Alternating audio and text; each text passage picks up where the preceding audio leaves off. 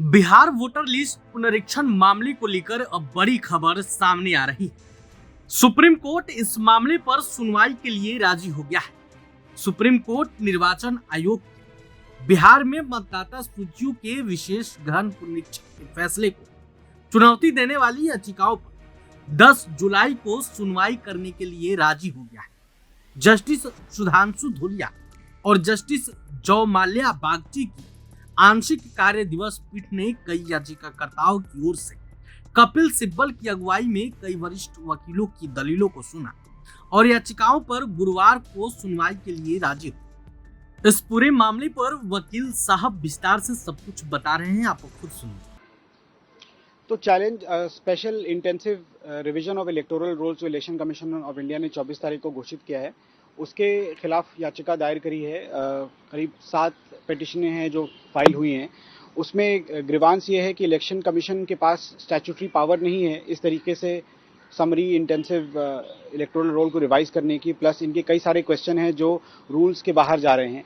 Plus अगर ये बात भी उठी थी कोर्ट में मेंशनिंग के दौरान कि अगर आपने पिछले किसी भी इलेक्शन में वोट किया है और तो फिर आपको इस तरीके से शक की निगाहों से नहीं देखा जाना चाहिए। और ये एप्रीहेंशन कोर्ट में जाहिर किया गया कि लाखों लोग जो हैं वो इस एक्सरसाइज में छूट सकते हैं, क्योंकि इतनी तेजी से ये एक्सरसाइज कर रहे हैं कि लोगों को वक्त भी नहीं है कि वो सही कागज अपने दिखा सकें।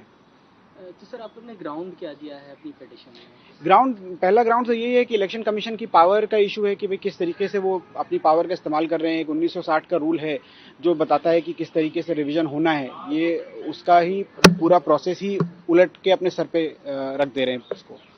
तो ये मेन ग्राउंड है। और दूसरा ये है कि इलेक्शन कमीशन का जो रीजनिंग है इतनी जल्दी एक्सरसाइज करने का, इतना लास्ट मिनट पे करने का और इतनी तेजी से करने का कि कई लोग उसमें छूट सकते हैं। हमारी जो डेमोक्रेसी है वो इंक्लूजन पे बेस्ड है। ज़्यादा से ज़्यादा लोग आकर अपना वोट दे पाएं, ये नहीं कि ज़्यादा से ज़्यादा लोग छूट जाएं। तो उस प्रणाली को भी रिव्यू करने की इसमें रिक्वेस्ट करी गई है। आज सुप्रीम कोर्ट में मेंशनिंग इसमें क्या है? आज सुप्रीम कोर्ट में इसको मेंशन करा गया। तो कोर्ट ने जो है थर्सडे की डेट दी है 10 तारीख की, तो तब इस पर सुनवाई होगी। What happened today in Bihar election? So the Bihar election matter was filed by, there were about 7 petitions which were mentioned today. The lead mentioning was done by Dr. Singhvi and Mr. Sibbal, where the apprehension was expressed that a large number of people are going to be left out because of the speed in which the exercise of so-called review of the voter list is being done, and people are being asked to present documents in such a short span of time. Plus, there were questions also about the power of the election commission to do so, but more emphasis on today's mentioning was the manner and the effect of it, and the speed at which it is being done, because the timeline is very, very short, and the court is only fully going to reopen on 14th of July.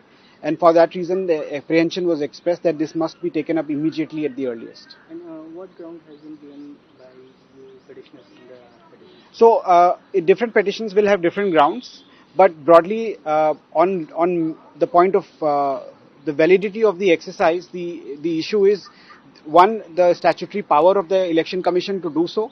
Number 2, the manner in which it is being done.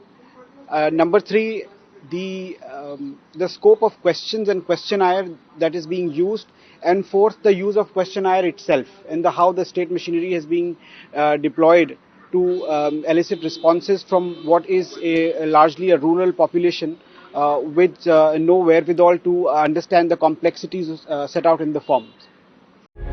प्रभातखबर.com, विश्वास वही, रफ्तार नहीं।